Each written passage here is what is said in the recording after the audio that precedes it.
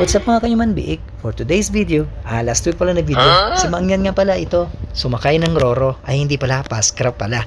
Para mabilis, dahil nga sa walang biyahe, papuntang Calapan, Mindoro, dahil nga daw sa bagyo, na ako ay nagpuerto, Puerto Galera. So ayan, sumakay nga ako ng Pascrap at ilang sandali lamang, nakarating ako ng Puerto Galera sa loob ng 1 oras at 30 minutes na biyahe. Ayan, may nakasabay nga kami at naabutan pa namin na parang usag pagong ang Roro. Ayan papapakita ko sa inyo ang Roro. Ang Roro, ang asawa ng lola mo. Patay. Ang kalmado naman guys. Pero ayan ayan ang Roro Montenegro. So mula Puerto Galera, sasakay ako papuntang Calapan Pier. At para naman dun sumakay papuntang Roxas, Oriental Mindoro. Sa loob lamang ng 2 oras na biyahe, nakarating ako ng Roxas, Oriental Mindoro.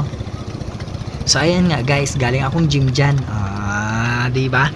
At nakita ko ang Jollibee, parang gusto ko, pero para saan pa, nag-gym ako tapos Jollibee, patay ka diha. So ilang sandali lamang at nagpagupit din si Mangyan. Dumayo pa talaga, galing Qatar.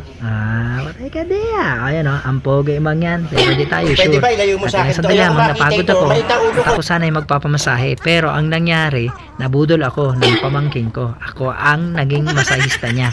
Ayan dahil may dala nga akong massage gun.